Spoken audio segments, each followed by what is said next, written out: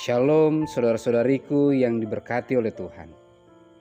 Kita jumpa lagi dalam bacaan harian yang diambil dari buku Amanat kepada Orang Muda yang ditulis oleh hamba Tuhan Nyonya Ellen G. White dengan judul Peperangan buat tiap-tiap jiwa. Saya sudah melihat malaikat-malaikat jahat berbantah hendak merebut jiwa-jiwa, dan malaikat-malaikat Allah melawan mereka itu. Peperangan itu amat hebat. Malaikat-malaikat jahat mengelilingi jiwa-jiwa itu, seraya membusukkan udara dengan pengaruhnya yang beracun itu, serta membingungkan pikiran mereka itu. Malaikat-malaikat yang suci menjaga dengan cemas akan jiwa-jiwa ini, dan mereka sedang menunggu-nunggu hendak mengusir bala tentara setan.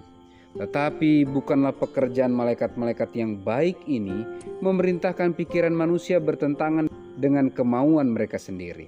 Kalau mereka itu menyerahkan dirinya kepada musuh dan tidak mau berusaha akan melawan dia, maka malaikat-malaikat Allah tidak bisa buat lebih banyak lagi daripada hanya menahankan tentara setan, supaya mereka tidak membinasakan jiwa orang-orang itu, sampai orang-orang yang dalam bahaya itu sudah mendapat terang lebih jauh untuk menggerakkan mereka supaya bangun serta memandang ke atas akan meminta pertolongan. Tuhan Yesus tidak akan menyuruh malaikat-malaikat yang suci buat melepaskan orang-orang yang tidak berusaha hendak menolong dirinya sendiri. Kalau setan lihat yang satu jiwa mulai hilang dari genggamannya, maka ia akan berusaha sekuat-kuatnya supaya jiwa itu tidak bisa terlepas. Dan kalau jiwa itu mulai insaf akan bahaya yang menimpa dia, dan dengan takut dan tekun ia meminta pertolongan daripada Yesus, maka setan mulai takut. Jangan-jangan tawanannya nanti terlepas.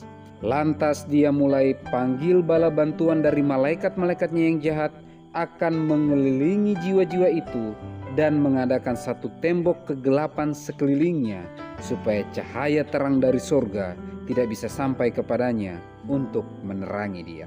Tetapi kalau jiwa yang dalam bahaya itu bertahan terus serta mencampakkan dirinya yang lemah dan tak berdaya itu atas karunia darah Kristus, maka lantas Yesus akan mendengarkan permintaan doa yang disertai dengan percaya itu, serta mengirimkan malaikat-malaikatnya yang gagah perkasa akan melepaskan dia.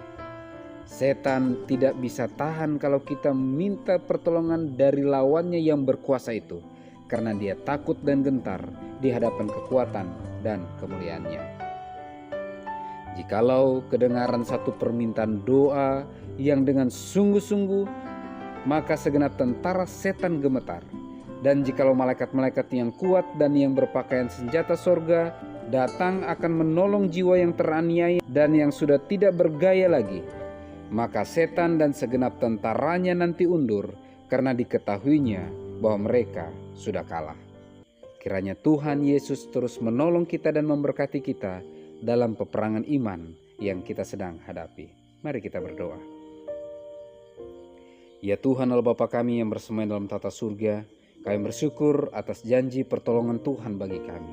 Ketika kami menyadari keterbatasan kekurangan kami, menyadari kebutuhan terbesar kami akan hadirat Tuhan, akan kuasa Tuhan, akan tuntunan Tuhan. Dan ketika kami berseru memanggil pertolongan Tuhan, maka Tuhan Allah kami yang maha baik akan menolong kami.